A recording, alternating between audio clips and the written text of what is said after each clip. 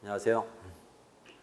자, 저희 화학 심화 과정 시작하도록 하겠습니다. 화학 심화 과정이라고 해서 여러분들 뭐 처음 딱 들으면 굉장히 좀 부담도 되고 그리고 또 어려운 과정 아닐까라고 생각하실 수 있는데 사실 뭐 기본 과정의 뭐 추가된 과정으로 보시면 될 것 같고요. 저희가 일단 제가 컨텐츠를 위치로 앞으로 좀 꺼내는 이유는 기본 과정에서 여러분 7장까지에 해당하는 내용까지는 크게 다르지 않을 거라고 생각이 들어요, 여러분. 7장까지 해당하는 부분은 약간의 복습이다라고 보시면 될 것 같고요. 저희 3부에 해당하는 부분부터 화학 반응의 평형과 그다음에 속도론에 해당하는 부분이 저희 이번 강의의 테마가 될 것 같아요, 여러분. 소위 저희 그 화학 그러면 사실 열문항이지만 열문항 중에서 그래도 좀 쉬운 문항에 해당하는 부분이 보통 한 5문항, 6문항 가까이 될 거고 좀 어렵다라고 생각하는 문항이 한 2~3문항 정도가 될 텐데 저희의 테마는 사실 쉬운 부분에 해당하는 복습도 들어갈 거고요. 또 하나는 어려운 부분에 해당하는 문항에서 우리가 다 맞추는 것도 목표로 하겠지만 아마 시간이 부족할 수 있을 거예요. 그죠? 세 문항 다 푸시면 아마 물리랑 생명이랑 지구과학의 시간의 배분이 상당히 어려울 수도 있어서 근데 그 과정에서도 근데 우리가 최대한 그래도 맞춰 나가자라고 하는 게 목표잖아요, 여러분. 그래서 가장 어렵게 출제되는 곳이 화학 평형이고요. 그 다음에 아마 산염기 평형이나 용해도 평형, 전기화학, 속도론 쪽에 해당하는 부분이 좀 더 어렵게 출제가 되고 있기 때문에 저희 심화 과정에 해당하는 부분은 사실 거기를 포커스를 맞추고 있다라고 보셔도 될 것 같아요. 그렇다고 해서 저희가 기본 과정에서 배웠던 건 싹 다 무시할 수 없기 때문에 앞부분에 해당하는 것들도 저희가 한번 쭉 다 한번 리뷰를 해볼 시간이에요. 그래서 오늘은 첫날이지만 아마 첫 파트에 해당하는 이런 부분에 대해서는 제가 볼 때는 크게 여러분들이 좀 어려움이 없기를 바라겠고요. 만약에 여기가 어렵다라고 하시면 이 강좌 하지 마시고 기본 강좌로 다시 한번 복습하시는 게 낫지 않을까라고 말씀을 드리고 싶어요. 하다가 어려움이 느껴지는 부분이 있으면 저한테 뭐 질문하셔도 좋겠고 또 하나는 앞쪽 강좌를 갖다 내가 좀 참조해야겠구나라고 느끼시면 좋을 것 같습니다. 자, 오늘 첫 파트로 화학식부터 나가도록 하죠. 자, 화학의 제일 처음이죠, 여러분. 단위 차원 분석이 있을 수 있습니다, 여러분. 그래서 기본적으로 우리가 어떠한 식을 풀 때 실제로는 단락단락 나눠서 풀 수도 있겠지만 뭐 하길 바라요, 여러분? 식 하나로 쭉 써서 뭐 하는 거 하면 풀어나가길 바란다는 거죠. 식을 하나 쭉 써서 어떤 단위를 바꾸는 방법을 우리는 단위인자 방법이라고 합니다. 그죠? 유닛 팩터라고 해서 어떤 단위인자를 곱해주면서 뭐 하는 거 하면 내가 원하는 단위로 바꿔주는 거죠. 여러분 아마 g을 몰로 바꿀 수도 있고 몰을 리터로 바꿀 수도 있을 겁니다. 그죠? 이렇게 하나하나 바꾸는 팩터를 갖다 우리가 단위인자라고 합니다. 단위인자는 이런 꼴로 되어 있는 거죠. 1.094 야드가 1m가 됩니다. 또는 뭐 때에 따라서는 1m가 1.094 야드가 됩니다. 라고 할 수도 있겠죠. 아마도 우리 야드를 미터로 바꿀 때는 이 앞쪽 인자가 필요할 것이며 거꾸로 미터를 야드로 바꿀 때는 뒤쪽 인자가 필요한 경우가 많을 거라 생각해요. 자, 간단하게 예제. 자, 질량 4g의 수소를 뭐 한다 그랬죠? 완전히 연소시켜서 물을 만들었을 때 생성되는 물의 양이 얼마입니까? 여러분 이렇게 물어봤지만 여러분들은 1대 8대 9를 외우고 있던지 사실 추천하고 싶지 않아요. 또 하나는 뭐냐? 화학 발현식을 쓸 수 있어야겠죠. 수소를 연소시켜서 물을 만들었습니다 라고 하는 거고 수소를 H2로 표현할 거고 연소시킨다는 건 O2와 화학 반응한다는 거죠. 물을 만들었습니다. 개수 조정하시면 유명한 2대 1대 2가 될 겁니다. 자, 근데 수소는 몇 g이라고 그랬어요, 여러분? 4g이고요. 4g의 수소를 여러분들은 누구로 바꿀 수 있길 바라요? 맞아. 몰수로 바꿀 수 있어야겠죠. H2입니다. 2g이기 때문에 얘는 몇 몰에 해당한다? 2몰입니다. 완전 연소시켰습니다. 그랬으니까 산소는 충분했고 여기서는 한계 반응물이 아닙니다. 그러면 생성되는 양은 얼마가 돼야 돼요, 여러분? 2몰 2대 2니까 여기 발생하는 물도 역시 2몰 생성됩니다. 네, 그래서 답은 2몰이다라고 할 수 있고요. 또는 뭐 질량으로 바꾸면 그대로 몇 g이 될 수도 있어요. 36g입니다. 라고 답할 수 있겠죠. 네, 이와 같이 우리가 필요한 어떠한 단위로 바꾸는 것들이 화학에 해당하는 가장 기본 중에 기본이 되지 않을까라고 생각할 수 있어요. 자, 온도에 대한 단위도 마찬가지겠죠. 저희 뭐 온도는 실질적으로 무려 3가지의 단위가 쓰이잖아요, 여러분. K, F, C. 그죠? 네. 무슨 뭐 켄터키 프라이드 치킨은 아니겠지만 켈빈이라고 하는 절대 온도와 파렌하이트라고 하는 화씨 온도, 셀시우스라고 하는 섭씨 온도가 쓰이고요. 뭐 실제로 뭐 미국이나 해외에서 많이 쓰이는 단위는 파렌하이트를 많이 쓰겠지만 저희는 뭐 이 두 개의 단위를 많이 쓰지 않을까라고 합니다. 이제 켈빈 그대로 쓰고 보통 섭씨 온도는 도씨로 표현하죠. 라고 해서 켈빈 템퍼러처는 도씨에다가 273.15를 더해주시면 되고 보통은 뭐 273 정도를 많이 저희가 대략적인 평균값을 씁니다. 그리고 페라나이트와 도씨에 해당하는 관계는 기울기 1.8에다가 31을 더 더해주는 건데 요거는 주어질 거예요, 여러분. 자, 위쪽 식은 외우셔야 하고요. 그죠? 273 정도를 더해주면 누가 된다? 절대 온도가 된다라고 하는 건 외우고 계셔야 되겠고 아래식은 외울 필요는 없습니다. 아래식은 주어지겠죠. 자, 그리고 또 하나 화학에서 아주 기본적인 물리량으로 부피에 대한 질량, 단위 부피에 대한 질량을 우리는 밀도라고 하겠습니다. 밀도. 밀도는 로를 쓰기도 하고요. 또는 뭐 density 그러기 때문에 뭐 D로 표현하기도 하겠죠. 자, 그러면 질량과 부피에 대한 나누게 되기 때문에 단위는 이런 세 가지의 단위가 있습니다. 네, 그램 퍼 세제곱 센티미터도 있고 킬로그램 퍼 리터가 있을 수도 있고 톤 퍼 세제곱 미터가 나올 수도 있겠죠.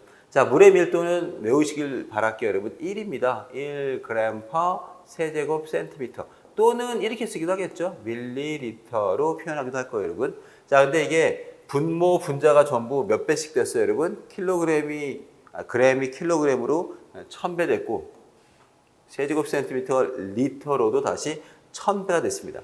똑같겠죠? 1kg per 리터라고 할 수 있을 거고요. 다시 킬로그램이 톤으로 1000배, 리터가 세제곱미터로 1000배가 됐습니다. 그럼 뭐 얼마가 돼요? 1톤 per 세제곱미터라고 쓸 수도 있겠습니다. 그죠? 그대로 분모 분자가 몇 배씩? 1000배씩 됐으니까. 그래서 일반적으로 요 두 단위를 많이 쓰는 것 같아요. 그죠? 그램 per 세제곱 센티미터나 밀리리터 또는 킬로그램 per 리터. 이런 빨간색에 해당하는 얘도 알고 있어야 돼요. 우리 누구 구할 때 많이 쓰이지? 몰랄 농도, 몰 농도 바꿀 때 많이 쓰는 거예요. 그죠? 몰랄 농도에서는 용매에 질량이 들어가니까 킬로그램이고 몰 농도는 용액의 부피이기 때문에 리터가 들어가야 됩니다. 그때 아마 바뀔 수 있겠죠. 자, 또 하나의 이제 1리터는 몇 세제곱 데시미터입니까? 라고 했는데 두 개를 각각 다 누구로 바꿀까? 세제곱 미터로 바꿔보면 되겠죠. 그죠? 둘 다 누구로? 기본 단위인 세제곱 미터로 한번 표현을 해보자. 라고 하면 되겠죠. 자, 리터부터 하겠습니다. 1리터. 1리터가 뭐죠? 1리터는 1000 세제곱 센티미터를 얘기합니다. 똑같은 말로 뭐가 있어요, 여러분? 1000 밀리리터겠죠? 밀리리터. 1000 세제곱 센티미터면 뭐 하는 거예요, 여러분? 1000만 따로 빼면 10의 3승이고 센티미터의 세제곱입니다, 여러분. 조심해야 돼요, 여러분. 요거는 요 전체의 세제곱이 되는 거죠. 전체의 세제곱. 센티는 네, 뭐에 해당한다? 센티는 10의 마이너스 2승에 해당합니다. 10의 마이너스 2승. 10의 마이너스 2승 미터 전체의 세제곱이 되겠죠. 세제곱. 네, 그러면 얘는 10의 마이너스 6승에 전체는 10의 마이너스 3승 세제곱 미터가 나온다라고 할 수 있을 것 같아요. 이렇게 리터를 세제곱 미터로 바꿀 수 있고요. 자, 그 다음에 마찬가지로 누구도 바꿀 수 있어야겠어요, 여러분? 세제곱 데시미터도 바꿔보죠, 그죠? 세제곱 데시미터. 자, 그러면 세제곱 데시미터는 얼마가 될까요, 여러분? 1 데시미터 전체의 세제곱이 될 거고, 데시는 잘 쓰는 단위는 아니지만 얼마를 얘기해요? 맞아, 10의 마이너스 1승입니다. 10의 마이너스 1승. 10의 마이너스 1승 미터의 세제곱이니까, 둘이 같습니다. 그래서 리터하고 1 세제곱미터가 실제로는 같은 단위가 되네요. 그죠? 우리는 뭐 일반적으로 근데 세제곱 데시미터라고 잘 쓰진 않죠. 근데 잘 생각해 보니까 얘네가 둘 다 뭘 얘기하는 거예요, 여러분? 가로, 세로 높이가 전부 10cm인 걸 얘기하는 거잖아요. 그죠? 예.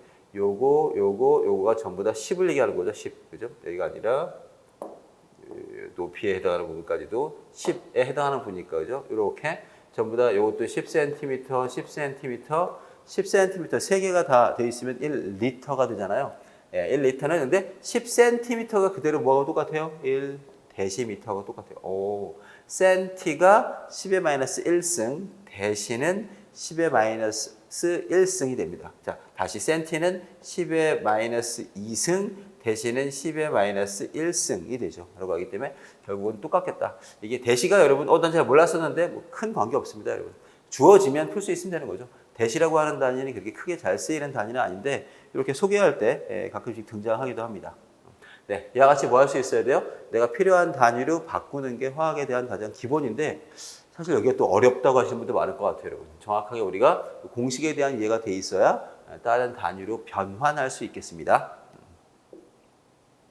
자, 두 번째 단락은 물질을 분류해 볼 거예요. matter. 물질을 분류해 보면 크게 첫 번째 누구로 얘가 균일하게 돼 있습니까? 라고 물어봤네요. 그죠? 균일한 물질이다, 불균일하다 라고 할 수 있는 거죠.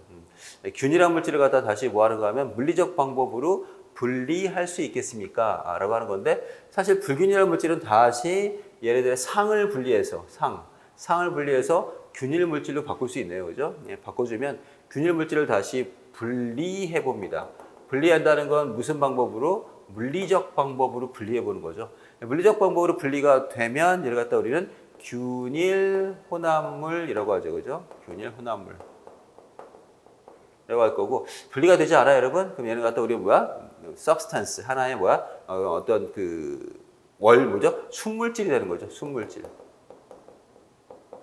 네, 이 될 거고, 이 순물질을 갖다 다시 뭐 하는가 하면 화학적으로 뭐 하는가 하면 이걸 갖다 분해, decomposed. 분해할 수 있겠습니까? 분리가 아니라 이번엔 분해합니다. 분해하는 건 화학적 메커니즘을 따라가는 거죠. 화학적 메커니즘은 분해가 된다라고 했을 때 이걸 갖다 우리는 화합물이라고 하겠죠. 화합물.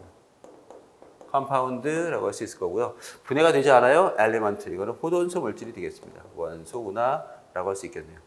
네, 어떤 물질을 우리가 혼합물에서부터 순물질을 다시 화합물하고 호돈소 물질로 바꿀 수도 있겠습니다. 뭐 이런 거는 뭐 나트륨이라든가 뭐 산소라든가 뭐 이런 것들이 다 여기 속하겠죠. 네, 화합물은 저 나트륨하고 산소를 화학 반응시키면 Na2가 될 수도 있고 또는 뭐 소금이 될 수도 있고 NaCl 뭐 이런 등등 또는 뭐 포도당이 될 수도 있겠죠. C6H2O 이런 것들이 다 화합물이 될 거고 여기는 순물질입니다라고 하면 두 개를 다 합쳐준 거죠.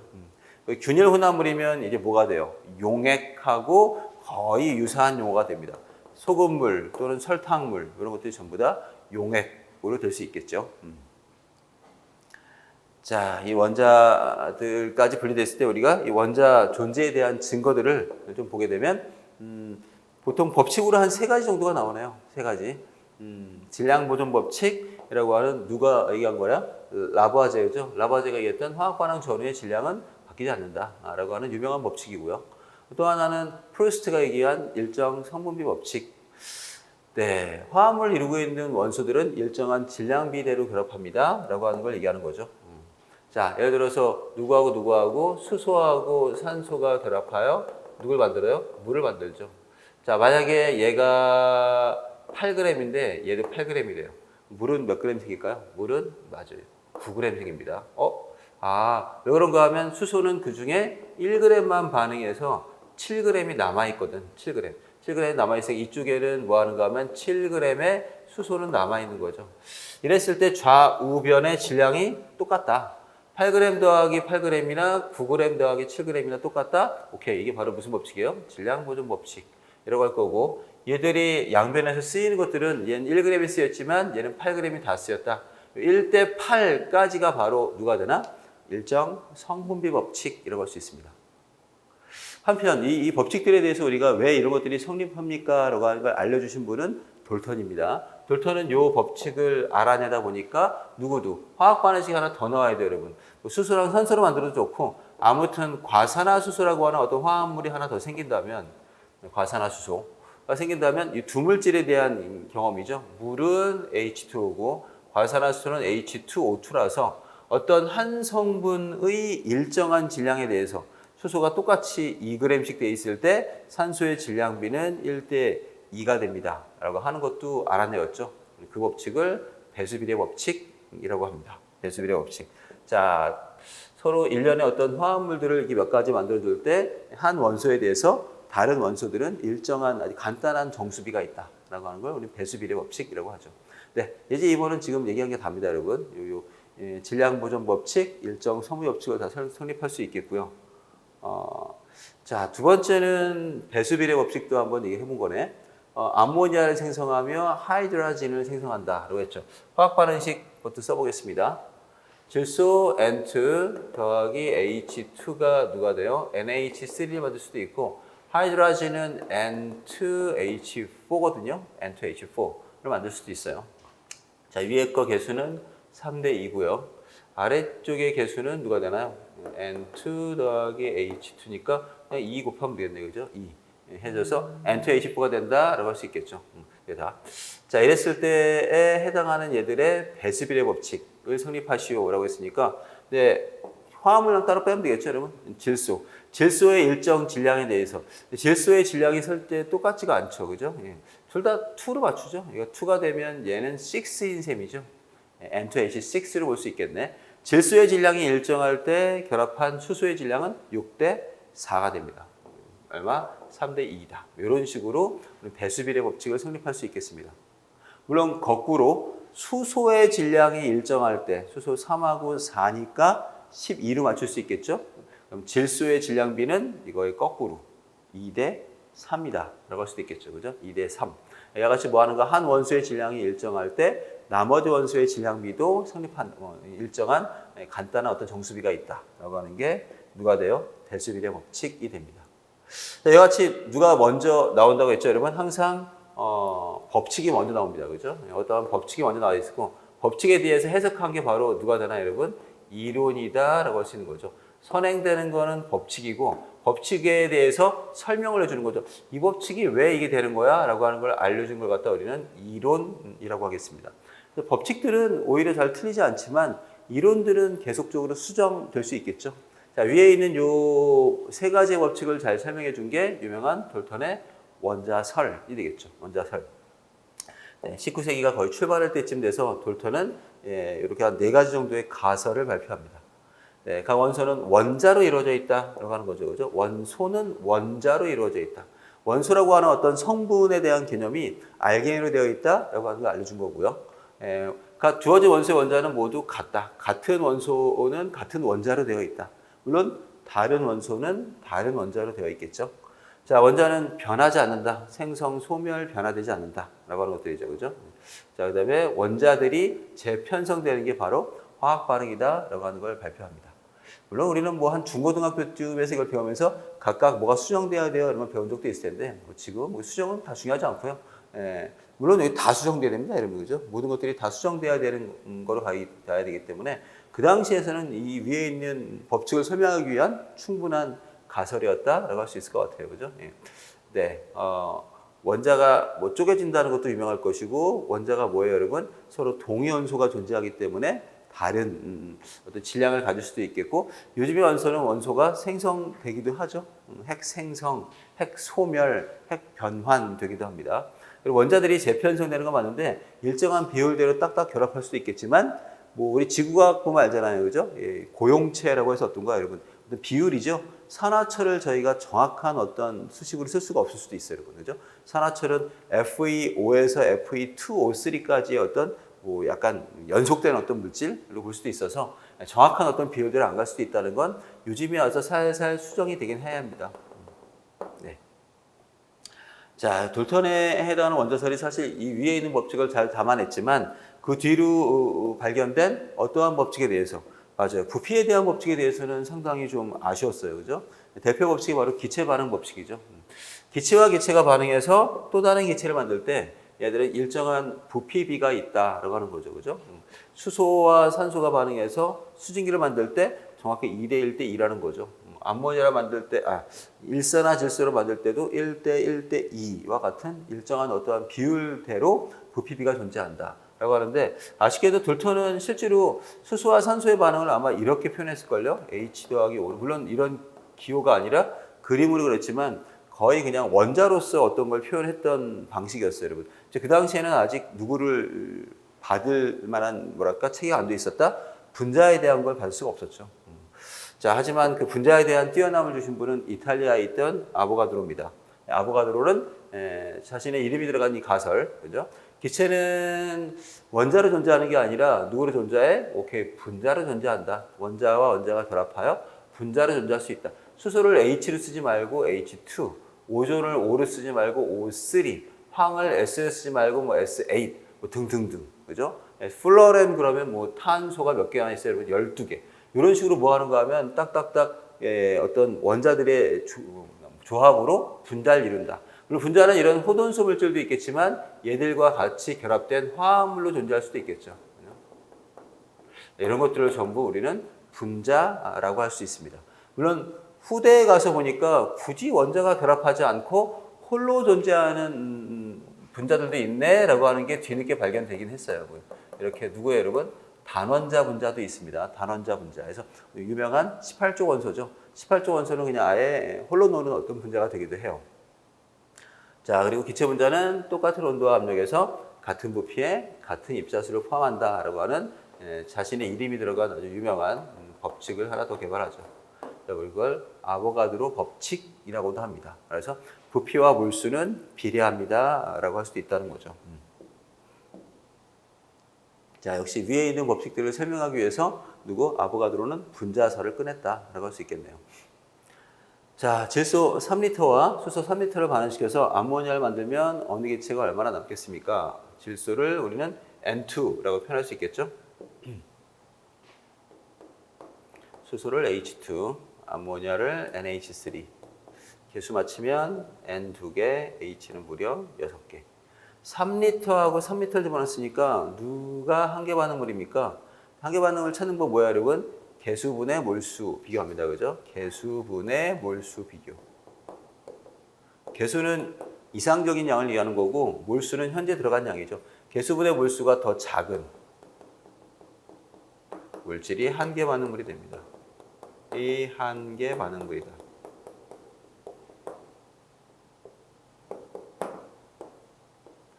네, 개수는 1이고 몰수는 3, 1분의 3, 3분의 3. 당연히 3분의 3이 더 작죠. 더 작은 3분의 3이 뭐가 된다? 한계 반응물이 돼서 얘는 3리터가 다 쓰이고 위에 있는 비율대로 1대 3대 2가 되겠습니다.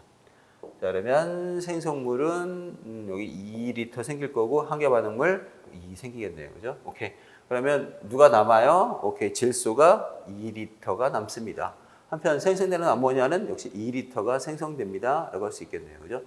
자, 부피는 이와 같이 보존되지 않는 경우가 꽤 있습니다. 그죠? 들어가는 건 6리터인데 나오는 건 4리터가 되어서 질량 보존과 달리 부피는 보존 안 될 수도 있다는 거죠. 자, 지금까지가 원자에 대한 법칙 그리고 분자에 대한 법칙에 대한 간략한 개요가 되겠습니다. 자, 법칙은 지금 무려 몇 개 나왔죠? 5개 나왔죠? 5개. 맞나요? 질량 보존 법칙, 일정 성분 법칙, 그 다음에 배수비례 법칙. 다 설명해 준 게 누구예요? 돌턴의 원자설이 될 거고, 그냥 분자에 대한 법칙은 또 누가 있나요, 여러분? 맞아요. 기체 반응 법칙, 그리고 아보가드로 법칙. 설명해 준 건 아보가드로 분자설이 되겠습니다.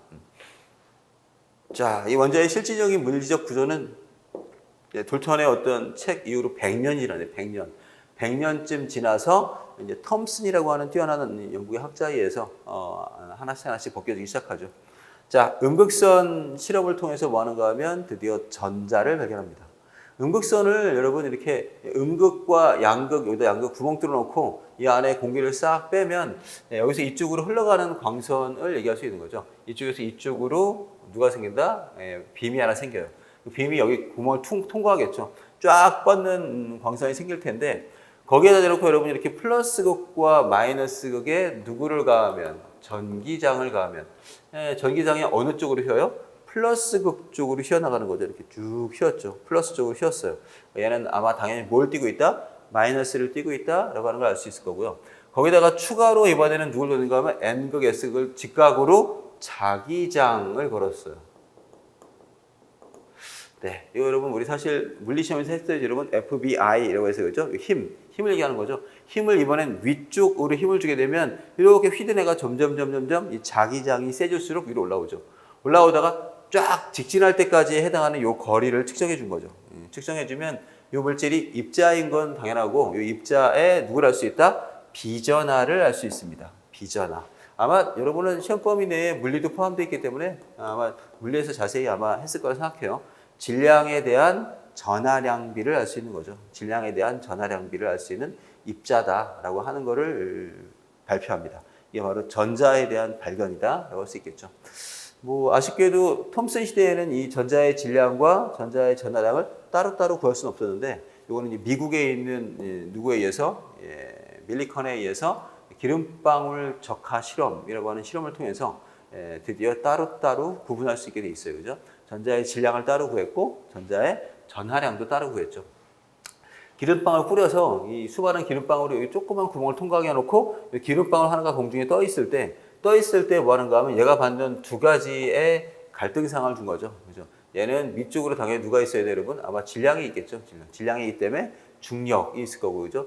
위쪽으로는 누가 됐을까요, 여러분? 아마 자기장도 있고, 얘의 전하량도 있고, 얘에 대한 통과할 때 어떤 속력에 해당하는 부분도 있어서 얘의 전자기력이 있을 겁니다. 그죠? 전자기력.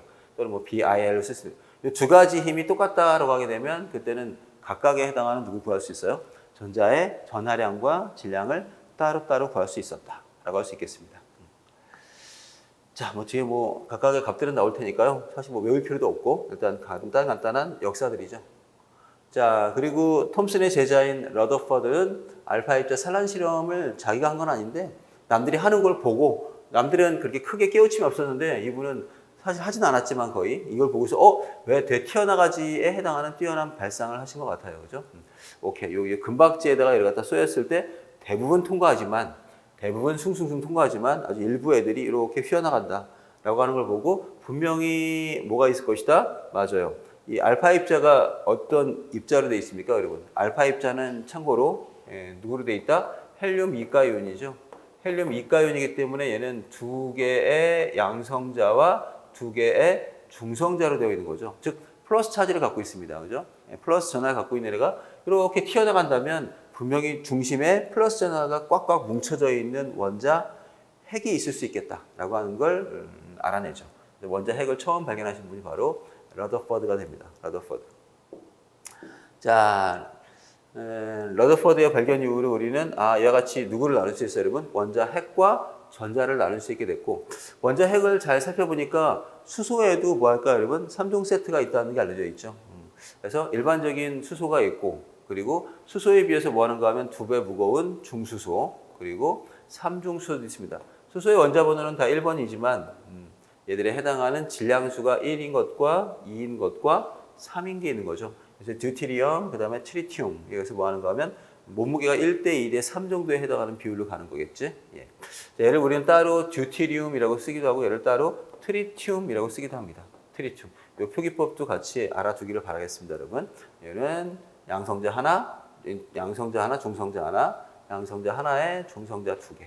만약에 여러분 양성자가 2개 있고 그 다음에 중성자가 하나 있으면 그때는 누구라고 해야 되나, 여러분? 중성자가 하나 있으면 이거는 이제 다른 원소죠. 그죠? 양성자 2개에 중성자가 하나 있습니다 라고 되어 있으면 이거는 이제 양성자의 개수로 가는 거니까 얘는 헬륨이겠죠. 헬륨 3가 돼서 아마 얘하고 얘의 질량은 큰 차이가 없을 거예요, 여러분. 질량은 상당히 비슷하죠. 물론 중성자의 질량이 양성자의 질량보다 살짝 더 무겁기 때문에 그리고 얘네들 결합할 때 내놓는 질량도 있기 때문에 엄밀한 계산이 필요하겠지만 거의 동중 원소에 가깝습니다. 자, 우리는 이런 애들 갖다가 누구라고 하는가 하면 동위원소라고 하죠. 동위원소. 해서 뭐 하는가 하면 중성자 수가 다를 수 있는 그 관계로 우리는 동위원소라고 할 수 있고요. 같은 원소로 취급합니다. 하지만 얘들은 같은 원소는 아니죠. 그죠? 헬륨은 이제 똑같은 원소가 아니고 굳이 얘기하면 헬륨 3하고 수소 3는 동중 원소가 될 수 있겠네요. 그죠? 얘들의 질량이 거의 비슷한 원소다라고 볼 수 있겠습니다.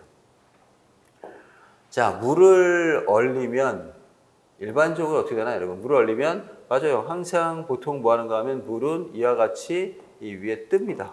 이렇게 얼음 큐빅이 뜰 수 있는 거죠. 떠 있는 어떤 비율도 우리가 다 계산할 수 있을 정도로. 라고 하지만 만약에 어떤 얼음을 녹였더니 이 얼음은 이번엔 가라앉더라 이렇게 할 수도 있겠죠, 여러분. 이 얼음은 가라앉았네? 이 얼음은 아마 누구로 되어 있는 거야? 그렇죠. 동위원소로 되어 있는 거죠. 그죠?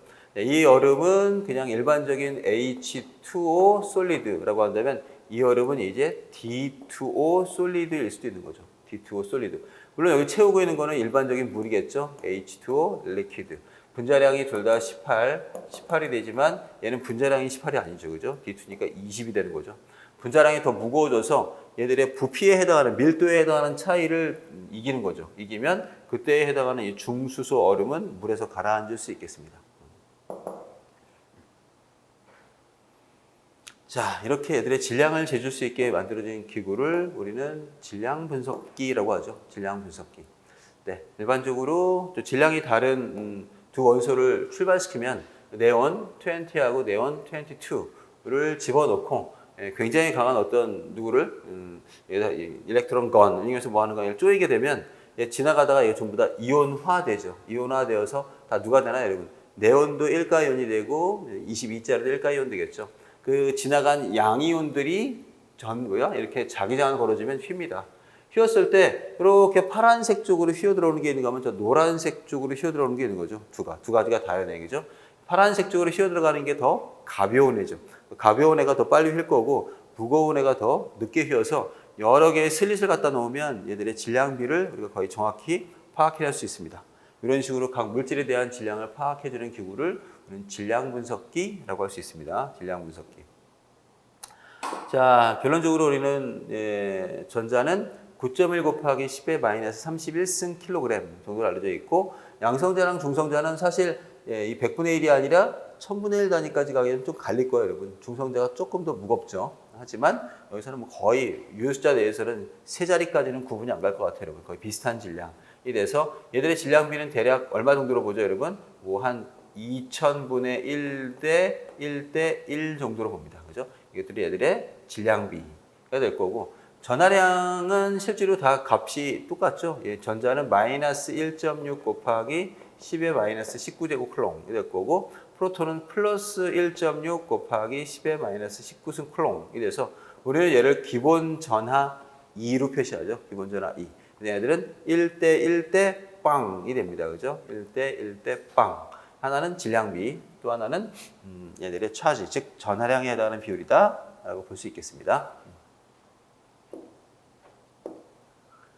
자, 주기율표에서 우리가 몇 개의 구분은 하셔야겠죠, 여러분? 일단 뭐부터 구분할까요, 여러분? 네, 가로줄. 주기라고 합니다. 주기. 가로줄이 총 7줄이 있죠. 7줄에 해당하는 걸 갖다 우리가 주기라고 해서 1주기부터 7주기까지 존재할 거고요. 세로줄을 우리가 족이라고 하죠. 그룹이라고 해서 총 현재는 18개의 그룹이 있다라고 할 수 있습니다. 자, 그리고 우리가 요 나누는 요 뚜렷한 선이 하나 있네요. 그죠? 요 선을 갖다 우리가 누구랑 누구를 나누는 선이다. 맞아요. 금속과 비금속을 나누는 기준이다. 요 선 왼쪽 아래에 있으면 전부 금속으로 볼 수 있고 요 선 왼쪽 오른쪽 위에 있으면 비금속. 하지만 제가 지금 표시하는 것처럼 금속성과 비금속성을 동시에 갖고 있는 이런 애들이 있다면 이런 애들은 뭐가 된다? 맞아요. 얘네들은 준금속이라고 있습니다. 준금속이라고 해서 뭐 붕소, 규소, 알세닉 또는 저마늄 또는 안티모니 뭐 등등등 하는 애들은 준금속으로 볼 수 있죠. 이 선상에 그냥 다 있는 애들이죠. 선에 좀 다 있는 애들. 사실 알루미늄은 뭐 거의 금속에 가깝지만 이렇게 저마늄, 알세닉 또는 안티모니나 텔루르라든가 뭐 폴로늄, 아스타틴 등등등 하는 애들은 금속성도 있고 비금속성도 있겠습니다. 라고 할 수 있겠죠.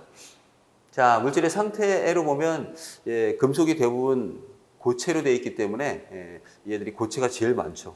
비금속은 이쪽이 다 기체예요. 비활성 기체. 어디까지 기체인가요? 이 정도까지 기체가 되겠는데 여러분. 기체, 요것도 기체죠.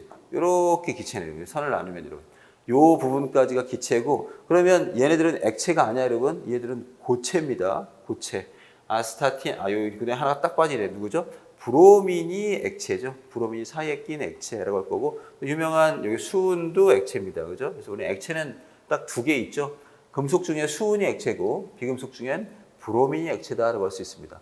기체는 몇 개 안 되네요. 한번 세볼까요, 여러분? 헤네 아크제라가 6개가 있을 거고 6개, 7, 8, 9, 10 그리고 저쪽에 수소가 있죠. 한 11개 정도 되나 보다, 그죠? 11개 정도 되는 게 기체. 물론, 현대 와서는 여기도 또 채워졌는데, 그죠? 오가네손이라고 해서 뭐 하나? 또 하나 더 채워지긴 했으니까, 기껏해 한 10개 좀 넘어가네요, 그죠? 한두 개 정도가 기체가 될 거고, 액체는 2개밖에 없고, 나머지 전부 고체입니다. 고체가, 우리 시험 범위가 118번까지 있다면, 100개가 넘네요, 그죠? 100개가 넘는 게 고체가 될 거고, 딱 2개가 액체. 한 10개 좀 남짓 정도가 기체구나 라고 할 수 있겠네요. 자, 그리고 이거 1쪽이라고 하겠죠? 1쪽. 1쪽에서 수소를 빼고 뭐라고 합니까? 알칼리 메탈이라고 있습니다. 알칼리 금속, 리소포르세프, 리튬, 소디움, 포타슘, 루비디움, 세슘, 프랑슘까지 갈 거고 2쪽을 우리는 알칼리 토금속이라고 합니다. earth metal이라고 하는 것 같다 우리가 토금속이라고 할 수 있겠죠? 알칼리 토금속이라고 할까요, 여러분? earth metal. 베마카스바라가 됩니다. 벨리움, 마그네슘, 칼슘, 스트론튬, 바리움, 라디움까지고요. 3족부터 12족까지를 우리 보통 전이금속이라고 하죠. 트란시션 메탈, 스티바크망, 페코니쿠즌까지가 우리 뭐 시험 범위에 들어간다 할 수도 있겠죠, 여러분. 30번까지에 해당하는 전이금속까지 원자번호를 좀 외워두시길 바랄게요. 그리고는 얘는 알루미늄족, 붕소가 좀 유명하지 않아서 탄소족, 질소족, 산소족. 이거는 할로젠 이런 거 있습니다. 그죠? 할로젠, 플륨, 부아, 플로린, 클로린, 브로민, 아이오딘, 아스탄디튬 뭐 그렇게 유명하지 않고요. 헤네, 아크제라까지가 비활성 기체로 볼 수 있겠네요. 네, 그래서 일단 얘들에 해당하는 주기와 족 구분할 수 있어야 되고 고체, 액체, 기체 그리고 전형 원소와 전이 금속들을 나눌 수 있길 바라겠고요. 무엇보다도 세로줄에 친숙하길 바랄게요, 여러분. 저마늄이 나왔는데 저마늄이 몇 쪽인지를 모르는 건 그닥 자랑이 아닙니다, 여러분. 비소가 나왔는데 비소가 몇 쪽인지, 셀레늄이 몇 쪽인지, 갈륨이 몇 쪽인지 알아야 얘들에 대한 특성을 그대로 쫓아갈 수 있다라고 말씀을 드렸죠. 할로젠 뭐 다 외우시는 거 당연하고요. 자, 이런 애들이 호돈수 물질이 아니라 각각의 몰통에서 결합을 통해서 이제 안정화를 꾀합니다. 전부 목표는 비활성 기체죠. 18쪽. 비활성 기체처럼 되기 위한 노력이 바로 화학 결합이 되겠습니다. 자, 공유결합이라고 한다면 누구와 누구의 결합이다라고 해도 과언이 아니에요. 비금속과 비금속 사이의 결합이죠. 이온 결합은 금속과 비금속 사이의 결합이고 금속 결합은 금속끼리의 결합이다라고 보는 게 사실 가장 일반적인 견해로 볼 수 있습니다. 자, 근데 공유결합이 다시 크게 두 개로 갈리죠. 하나는 매우 녹는 점이 매우 높은 원자 결정이 될 거고 녹는 점이 매우 낮은 분자 결정을 이룬다라고 할 수 있습니다, 여러분. 구성 입자는 어디에 들어가는 거죠, 여러분? 얘의 결정 격자에 들어가는 거죠. 결정 격자점. 결정 격자점에 누가 존재합니까? 라고 했을 때 격자점에 원자가 들어가면 원자 결정이고 분자가 들어가면 분자 결정, 이온이 들어가면 이온 결정, 양이온이 들어가고 나머지는 이게 자유전자가 이렇게 돌아다니면 금속 결정으로 볼 수 있을 것 같아요. 자, 녹는 점과 끓는 점은 얘 하나만 매우 낮습니다. 매우 낮다라고 할 수 있겠죠. 정의동요성은 고체, 액체도 하고 사실 수용액도 하실 수 있어야 돼요, 여러분. 수용액. 네. 그래서 원자 결정은 고체, 액체, 수용액 모두 안 통합니다. 라고 할 수 있을 거고요.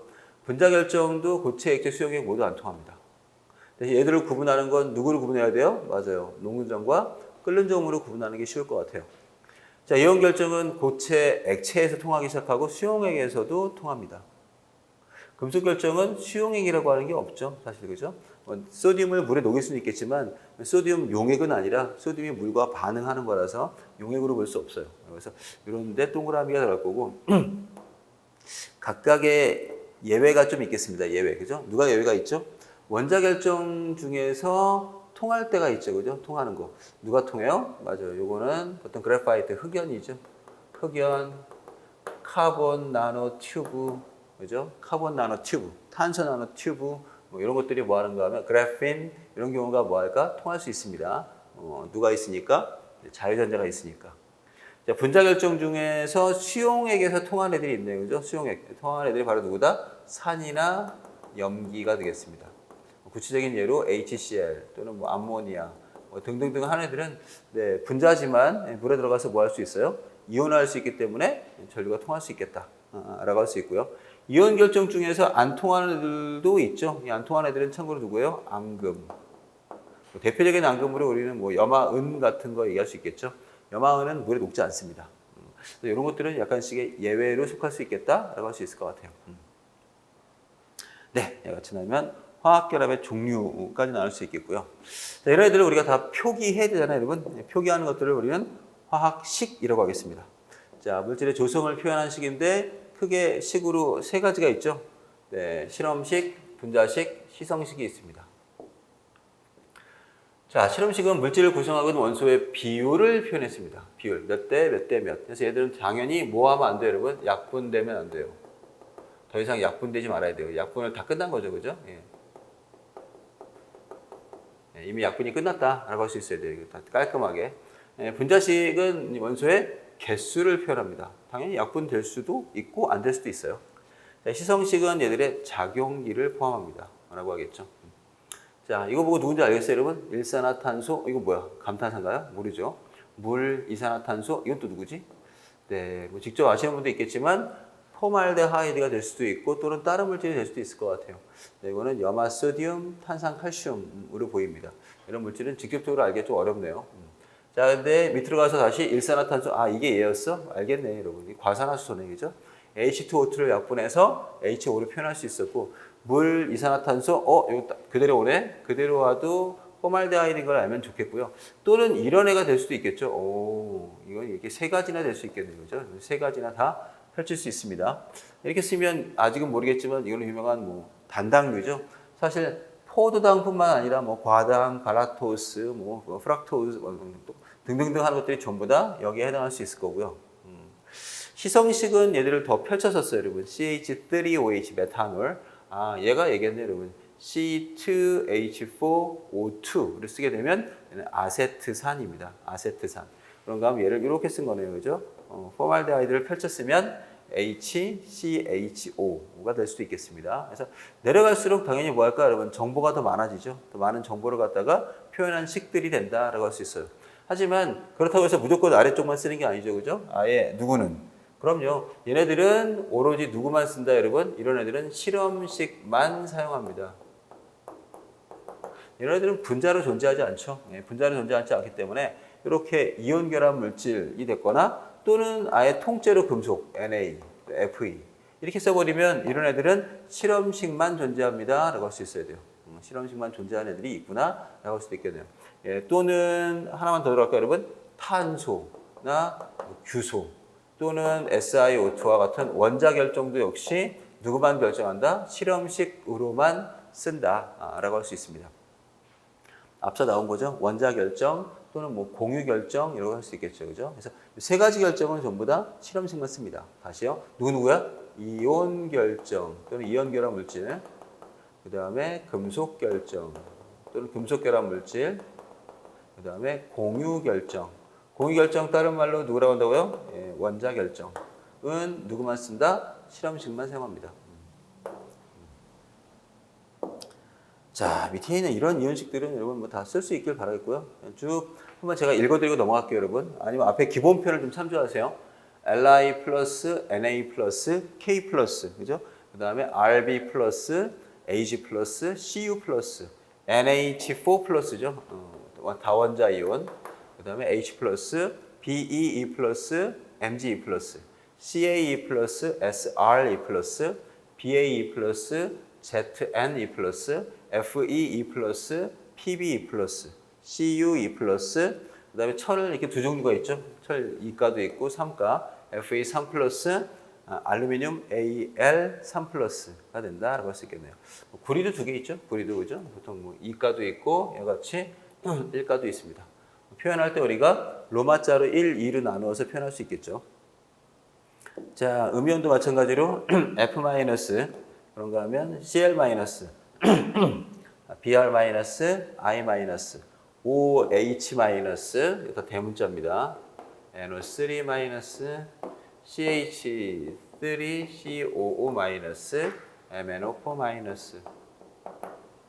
그 다음에 OE-, SE-, SO4E-, CO3E-. 네, 인산이온은 PO4 3-, 등산이온은 PO3 3-가 되겠습니다.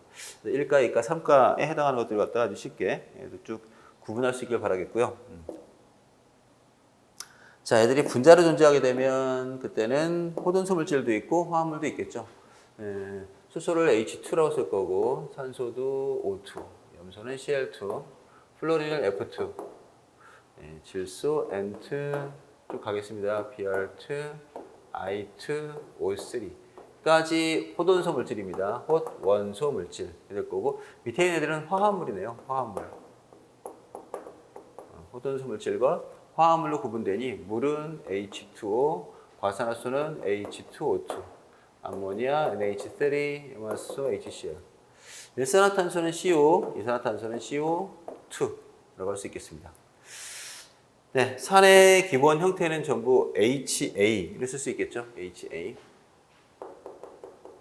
염기의 기본 형태는 보통 BOH를 쓸 수도 있고 뭐 정의에 따라서는 그냥 A-를 쓸 수도 있습니다. 위에 거에 짝 염기를 쓸 수도 있겠죠.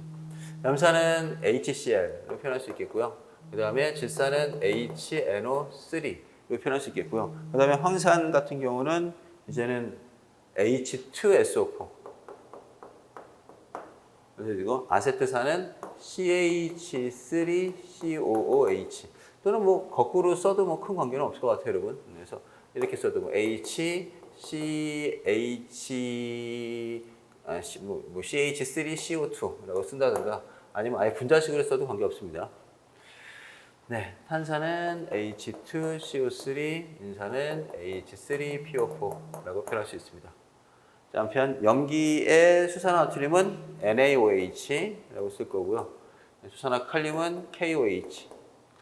수산화칼슘 CA의 괄호 OH2, 아모니아 NH3. 자, 아모니아는 실제로 누구에 속하지 않죠, 여러분? 아레니우스의 선장기에 속하지 않지만 생긴 형태가 이래서 브랜스테드 로우리 염기로 속할 수 있습니다. 브랜스테드 로우리 염기.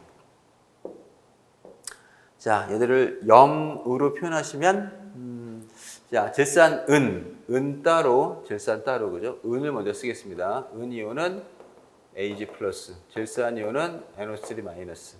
그러므로 얘네들은 그냥 두 개의 합이 되겠네요, 그죠? 두 개 합쳐주시면 그대로 누가 되나요, 여러분? AgNO3가 되겠죠. AgNO3. 황산구리도 구리 먼저 쓰시면 구리는 Cu2+, 황산은 SO4E-. 둘 다 이가네요. 그럼 그대로 CuSO4. 황산 나트륨은 나트륨이 1가연이죠. Na+, 황산이 2가연이네, 여러분. 그러면 누가 몇 개 필요해요? 얘가 2개 필요합니다. 2개. 이게 황산 나트륨을 이온화시키면 이렇게 되는 거죠. 그래서 Na가 몇 개? 2개. Na2SO4. 여기 들어간 이 두 개의 숫자는 성격이 다른 거죠. 2하고 4는 성격이 똑같다고 볼 수 없습니다. 2는 우리가 전체로 중성을 만들기 위해서 억지로 투입한 거고 SO4는 얘의 이온 전체의 다원자 이온의 구조상 탄소가 4개 있는 것 뿐이죠. 인산 암모늄, 암모늄이 NH4+, 인산이 PO4 3-. 1대3이죠. 3개 필요합니다. 암모늄이 3개, PO4는 하나. 이렇게 쓰면 H를 43개로 볼 수도 있잖아, 그죠? 이렇게 다원자 이온은 항상 뭐로 표현하겠다? 괄호를 써서 표현할 필요가 있겠다라고 할 수 있겠습니다. 자, 이런 화합물들을 우리가 어떻게 화학식을 알아냈을까? 네, 태우는 거죠. 화합물들을 다 태워요, 여러분. 쭉 태워서 뭐 하는가 하면 이게 퍼니스에서 이런 이 강력한 히터에서 산소를 충분히 공급하면서 태우는 거죠. 태우면서 두 개의 어떤 칸을 통과시키고 있습니다, 여러분. 첫 번째 칸을 보니까 뭐 하는 거예요, 여러분? 예, 맞아요. 물을 업소션하고 있네요, 그죠? 물 흡수제가 있는 거죠. 여기 보니까 마그네슘 팔코레이트, 과염소산 마그네슘이 들어있기 때문에 이 건조제가 물을 흡수할 거고요. 여기는 소디움 하이드록사이드하고 칼슘 클로라이드가 이번에 이산화탄소를 흡수하고 있네요, 그죠? 얘 원래 질량이 있을 텐데 원래 질량이 100g이었다가 뭐 101g이 되든지 뭐 110g이 되든지 질량이 증가하겠죠. 증가한 질량이 물의 질량이 될 거고 증가한 질량이 이산화탄소의 질량이 되겠다라고 할 수 있습니다. 참고로 이 두 개를 바꿔 쓰면 될까요? 바꿔 쓰면 안 될 것 같은데, 여러분? 왜 안 되죠? 얘네들은 이산화탄소 흡수하는 게 아니라 물도 흡수합니다, 여러분. 그죠? 물도 흡수하기 때문에 앞에 집어넣으면 얘네가 처음에 너무 질량이 과하게 증가할걸요? 물하고 이산화탄소 다 먹어버리면 안 되죠. 뒤에서는 아마 질량이 거의 증가하지 않을 수도 있어요, 여러분. 이와 같이 물만 흡수하는 애 또는 어떤가? 뭐 물도 흡수할 수 있겠지만 이산화탄소를 흡수할 수 있는 대표적인 물질을 이렇게 순차적으로 놓음으로써 우리는 원래 물질 속에 있는 누구의 질량을 알 수 있고요. 그렇죠. 수소의 질량을 알 수 있고 원래 물질 속에 있는 탄소의 질량을 파악할 수 있겠습니다. 산소는 따로 계산하셔야 돼요. 그죠? 투입된 산소가 있기 때문에. 자, 용접 연료로 사용되는 어떤 화합물이 탄소와 수소만을 포함하고 있다. 이 탄화수소라고 하죠. 탄화수소. 하이드로카본이라고 할 거예요. 그죠? 탄화수소로 되어 있다. 이 화합물 시료약관을 산소 속에서 완전히 태워서 3.38g의 CO2와 0.692g의 물만을 얻었다. 뭐 그 안에 있는 얘들의 누굴 구하면 되겠어요? 질량비를 먼저 구하겠습니다, 여러분. 자, 얘들의 첫 번째 질량비를 구하면 질량비. 네, 그냥 아예 식으로 하나 써볼까요, 여러분? W 탄소 대 W H는 얼마가 될 것이다. 네, 탄소는 3.38g이죠. 3.38g 중에서 이산화탄소잖아, 여러분. CO2 44입니다. 그 중에 12g만 탄소예요. 그래서 이렇게 탄소의 질량을 구할 수 있고, 그 다음에 수소의 질량은 저 0.692g 중에서 질량 분율이죠. 18g 중에 2g이 바로 수소의 질량이다 라고 보입니다. 이거 거의 1대1 나오네요, 여러분. 1대1. 그러면 이거 가지고서 누구를 구할 수 있겠어요? 맞아요. 얘들의 실험식을 구할 수 있습니다. 잠깐만, 1대1이 아닌데. 1대1이 아니라 얘네들에 해당하는 비율이 아마 몇 대 몇인가 나올 거예요, 여러분. 이렇게 나온 얘들의 질량비가 있을 텐데, 이 질량비를 다시, 저도 단반적으로 헷갈릴 수 있겠네요. 얘들을 다시 누구로 바꿔준다? 네, 몰수비로 바꿔주겠죠. 몰수비, 양비로 바꿔주겠습니다.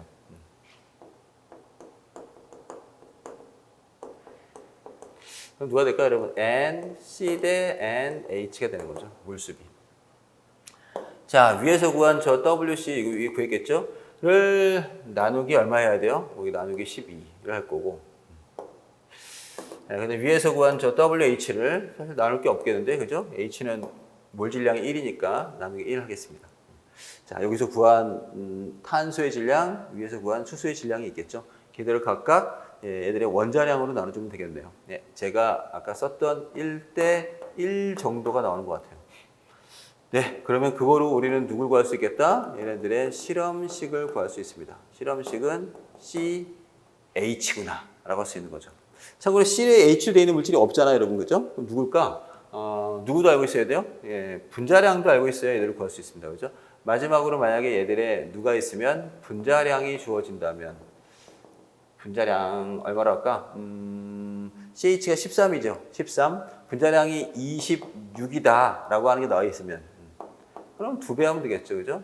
얘의 실험식량은 얼마고 실험식량은 13이고 그 다음에 얘의 분자량은 26이니까 2배씩 해주면 얘들의 분자식이 나오겠네요. 그죠? 분자식은 C2H2 즉 누구? 아세틸렌이 되겠습니다. 그죠? H, C, 삼중결합 CH 얘기했죠, 여러분. 아세틸렌으로 존재하는구나 라고 하는 걸 우리가 찾을 수 있겠습니다. 자, 어떤 화학 반응이 딱딱 맞게 들어가면 좋을 텐데 그럴 리는 없다는 거죠. 우리가 공장에서 어떤 원료 물질을 투입할 거고 그 물질하고 반응할 수 있는 또 시약도 넣어줄 거거든. 보통 누가 더 많이 들어갈까? 보통은 시약이 더 많이 들어갑니다. 시약을 과량으로 집어넣어서 뭐 할까? 원료 물질들을 되도록 많이 반응시키는 게 공장의 영업에 좋으니까. 그죠? 이득이 더 많이 남을 테니까. 그래서 우리는 어떤 애들은 싹 다 반응하지만 누군가는 남을 수도 있겠죠.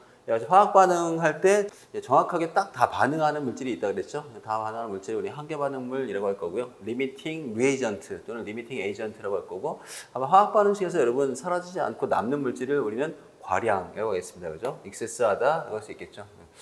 자, 한계 반응물을 찾아야지만 뭐 할 수 있나 여러분? 어떤 화학 반응에서의 양적 관계를 우리가 정확하게 계산할 수 있습니다. 자, 그거에 대한 예제를 보면요. 황산은 다음 화학 반응식에 의해서 만든다라고 했어요, 여러분. 이산화황을 산화시키는 거죠, 여러분. 산소와 물하고 더해서 황산을 만들 수 있어요. 400g의 이산화황, 175g의 산소, 125g의 물을 혼합해서 이 중에 한 반응물이 다 소모될 때까지 반응이 진행됐다. 그럼 누가 한계 반응물인가? 한계 반응물 찾아야겠고 얼마만큼에 해당하는 황산이 만들어지고 누가 얼마큼 남아있겠는가를 물어봤네요, 여러분. 자, 얘들 각각에 대한 몰수 관계를 먼저 구할 수 있어야겠죠, 여러분. 몰수. 400g의 SO2부터 하겠습니다, 여러분. 얘들은 각각의 양이 얼마인가? N, SO2는 400g 나누기 SO2. S가 32라서 64로 나누면 되겠죠? 를 할 거고, 175g에서 누구 구할 수 있나, 여러분? O2의 몰수. O2는 175g을 32로 나누면 되겠고, 물 125g이니까 물의 몰수도요. 125g 나누기 18 해주면 될 것 같아요. 자, 각각의 몰수는요. 거기 보시면 약 6.24몰. 네, 얘는 5.47몰. 네, 얘가 6.93을 나옵니다. 이거 갖고 그냥 비교하면 안 되고요. 얘들이 지금 현재 이게 양이니까 얘들의 한계 반응물 구하려면 뭐 하면 돼요? 그렇죠. 이 개수로 나눠줘야겠죠. 얘는 2몰씩 쓰이고 얘는 1몰씩 쓰이고 얘도 2몰씩 쓰입니다. 라고 한다면 네, 얘가 제일 작네. 그죠? 얘가 누가 될까 여러분? 얘가 한계 반응물이 됩니다. 아, 6.23몰씩 쓰는 것들이 한계 반응물이구나 라고 할 수 있겠네요. 그죠? 이게 기준이 되는 거죠. 6.23몰. 그러면 만들어지는 황산도 그대로 개수비만큼 만들어지겠습니다, 여러분. 얘네 개수비가 똑같죠? 한계 반응물이 지금 얘인데 얘의 개수와 얘의 개수가 똑같아요. 아, 그러면 한계 반응물은 SO2, 황산은 몇 몰 생겨요? 6.24몰 생기겠습니다. 자, 한계 반응물은 SO2가 될 거고요. 그 다음에 만들어지는 황산의 양도 역시 6.23몰 생성됩니다. 라고 할 수 있겠네요. 자, 그 다음에 누가 얼마나 남겠습니까? 라고 했으니까 남는 물질들은 이런 각각들이 둘 다 남아, 뭐 할까, 여러분? 남겠죠? 산소도 남고, 그 다음에 물도 남는다? 라고 할 수 있겠네요. 그죠? 예. 산소가 얼마나 남아요, 여러분? 5.47몰에서 6.24몰의 반만큼만 반응하겠죠, 여러분? 예. 얘네들은 반응하면 얼마? 6.24몰. 6.24몰의 절반만큼 반응하겠습니다. 6.24. 몰의 반만큼 반응하겠죠. 네, 그러면 얘는 2.35몰이 남아요. 자, 남는 산소는 2.35몰이 될 거고요. 자, 남는 물은 또 얼마가 되나, 여러분? 네, 이건 이제 이 빼고 이제 그냥 반응, 아까 한계 반응물 구하려고 한 것 뿐이었으니까 6.94몰하고 6.24몰의 차이가 되겠네요. 그죠? 빼기 6.24몰 그대로 해주시면 얘는 0.70몰 정도 남네요. 그죠? 0.7몰의 물이 남습니다. 라고 구할 수 있겠습니다. 자, 이와 같이 여러분, 한계 반응물을 구해주시면 한계 반응물 위주로 뭐 할 수 있어요, 여러분? 개수 관계 구할 수 있고, 그 다음에 누가 남고 생성물은 얼마나 만들어지는가 라고 하는 것도 우리가 간단히 계산할 수 있겠죠. 자, 그러면 우리는 얘들에 해당하는 어떤 수득률도 구할 수 있는 거죠. 항상 우리가 생각하는 어떤 수득률들은 이론 수득률보다는 높지 않을 거예요, 여러분. 계산으로 뭐 하는가 하면 이 정도가 나올 거야 라고 했는데 실제 수득률은 그렇지 않겠죠. 왜냐하면 반응물 일부가 참여하지 않을 수도 있고요. 또는 부반응이라고 해서 뭐 하나 여러분, 생성물을 만드는 게 아니라 다른 반응을 할 수 있는 거죠. 또 다른 물질을 만들거나 분해되는 반응. 생성물을 분리하거나 우리가 깨끗하게 정제할 때 로스가 있어요, 여러분. 워싱한다든가 뭐 한다 할 때 애들이 녹을 수도 있겠죠. 자, 이런 것들에 의해서 뭐 하는가 하면 항상 수득률은 기대보단 작다라고 할 수 있어요. 자, 마지막으로 수득률에 해당하는 부분도 좀 보겠습니다. 자, 아연의 황화물 광석을 로스팅, 공기 중에서 가열해서 산화 아연을 만들고 이것을 일산화탄소와 함께 가열해서 원소 아연을 만듭니다. 이 두 반응을 다음과 같이 쓸 수 있습니다. 라고 했네요. 자, 황화아연이 산화아연이 됐고 산화아연을 다시 아연으로 재련했네요. 자, 5.32kg의 황화아연으로 출발했습니다, 여러분. 이 정도에 대한 황화아연으로 처리해서 3.30g의 순수한 아연을 얻었다. 아, 이론적 수득률과 실제 수득률을 계산하시려 했어요. 이론적 수득률이 아니라 이론적으로 수득할 수 있는 양이겠지, 아마도. 그죠? 문제에서. 그죠? 이건 수득률이고요. 자, 5.32kg이 몇 몰인가를 계산하셔야겠습니다, 여러분. 일단 5.32kg 나누기 황화아연에 해당하는 어떤 몰질량을 해주면 되겠죠. 황화아연의 몰질량은 97.5 정도로 알려져 있거든요. 네, 그럼 얘를 곱하기 10의 3승까지 하면 다 누가 되죠? 그램으로 될 거고요. 자, 이 그램을 나누기 97.5까지 하면 누가 나오나요, 여러분? 저 황화아연의 몰수가 되겠습니다.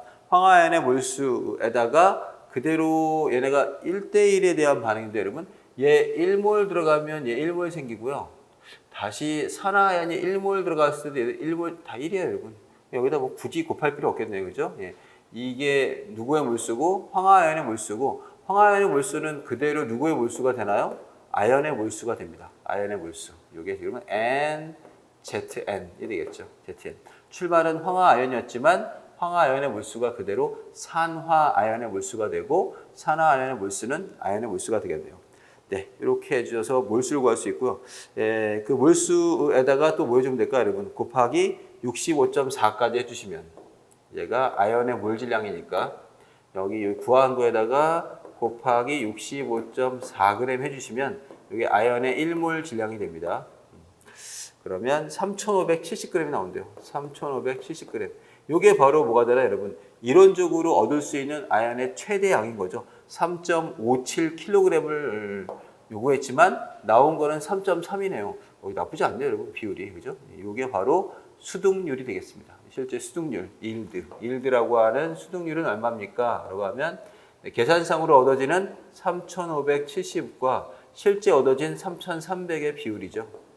퍼센트로 하겠습니다. 라고 한다면 꽤 높네요, 여러분. 92.4% 정도에 해당하는 누굴 구할 수 있겠다? 얘들의 수득률을 구할 수도 있겠습니다. 자, 마지막으로 어떤 물질에 대해서 이런 밀도가 나와 있고, 그 다음에 몰 부피가 나와 있으면 분자의 크기도 우리가 확인할 수 있다는 거죠.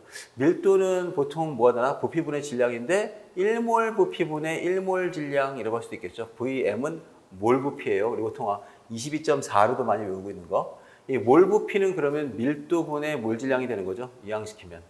자, 얼음의 몰 부피가 얼마예요? 얼음, 고체죠. 얼음의 밀도분의 얘들의 몰 질량 18 해주면 이 정도 된다고 합니다. 그죠? 물하고 큰 차이가 없죠. 물은 18세제곱센티미터인데 물은 20세제곱센티미터가 되는 거죠. 한편 수증기에 해당하는 몰 부피는 그때는 얼마가 되나 여러분? 이거는 굉장히 크죠, 여러분. 24.6 리터 퍼 몰이 된다라고 할 수 있습니다, 여러분. 그죠? 이거는 그냥 참고만 하는 거죠. 수증기 말고 위에 있는 이 얼음을 쓰겠습니다, 여러분. 그러면 얼음 한 분자의 부피는 얼마나 되겠습니까? 라고 하는 걸 구할 수 있겠네요, 여러분. 요거 그대로 뭐 해주면 되죠, 여러분? 이렇게 내려가는 거니까 몰을 누구로 바꿔준 거예요, 여러분? 개수를 바꿔준 거죠. 예. 나누기 뭐 하면 돼요? 나누기 아보가드로 수 하면 돼요. 6.52 곱하기 10의 23 제곱개로 나눠주면 20세제곱센티미터를 이 정도가 나온다는 거죠. 3.3 곱하기 10의 마이너스 23승 세제곱센티미터로 바꿀 수 있고요.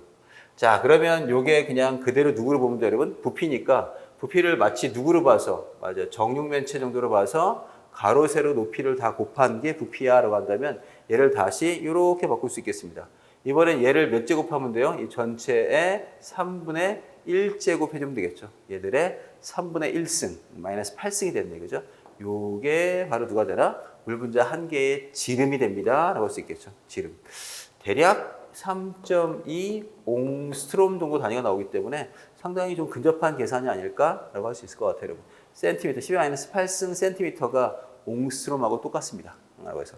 자, 1장은 전체적으로 화학적인 개요가 될 거고요, 여러분. 화학적인 표시법, 법칙, 그리고 끝으로 뭐 있는가 하면 화합물 하나에 해당하는 크기도 한번 우리가 한번 추론을 해봤습니다.